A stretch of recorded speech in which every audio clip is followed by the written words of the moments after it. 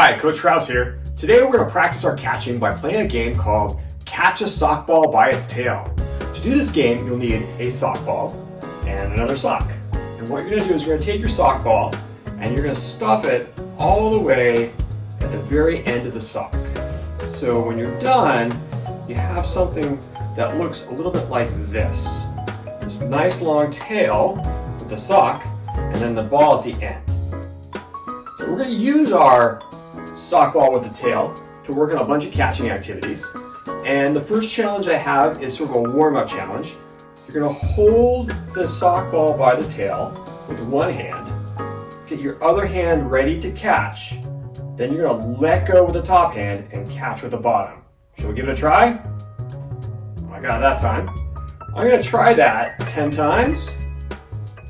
And if I can do that 10 times, catching the sock by the tail after I drop it, then I'll switch to the other hand. So do the same thing in the other hand. Hold it up nice and high. Get this hand ready to catch. Grab that sock ball by the tail. Just like that. If you can do it 10 times with that hand, you're ready for challenge number 2. Challenge number 2 is a little bit harder because this time, instead of dropping, we're going to toss it. The first way to toss it is the tricky way, okay? But let's try the tricky way first. The first way is you're going to hold the sock ball by the tail and you're going to toss it up in the air like this. Now the hard part about tossing it like this is a lot of times when people toss it, it goes way out away from them. So you need to bring your hand straight up to the ceiling as you toss it. Let's give it a try. Straight up to the ceiling, and I'm going to catch that tail with both hands. Let's try it again. Straight up to the ceiling, catch the tail with both hands. Just like that. I'm catching it with both hands because when you first start this tossing activity, it's a little bit hard because the sock ball kind of goes all over the place. So try it with both hands first and see if you can do it 10 times. Now I said earlier there's another way to toss it that's a little bit easier. If that way the ball's going all over the place, what you can do is you can roll up the sock ball and kind of bunch it up.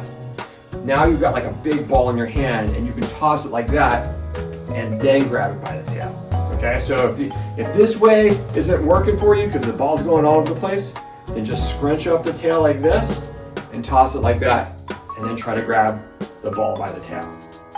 If you can do that 10 times, you're ready for challenge number 3. Challenge number 3 is I'm going to toss the ball up. I'm going to toss it and catch it with one hand. Let's give it a try. Toss, catch with one hand. Toss, catch with one hand.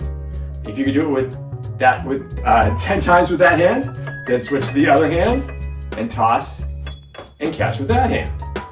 All right, remember, if that tossing is not working for you because it's going all over the place, scrunch up the ball and toss it like that and then catch it with the one hand. If you can do it with 10 times with both hands, then it's time for the final challenge, challenge number 4. And that is where I'm going to toss from one hand and catch with the other. So let's give it a try. I toss with one hand, I catch with the other. I'm going to toss with this hand, I'm going to catch with the other. So we're switching hands each time. This toss is probably the hardest toss because it's the toss where the ball likes to go away from our body. And you'll notice that after I catch it, I switch my hands like this to toss it because it's a little bit easier to toss. To switch my hands, I toss it, switch my hands, and toss it. Just like that. And that's the final challenge. See how many of the challenges you can complete and have fun practicing your catching.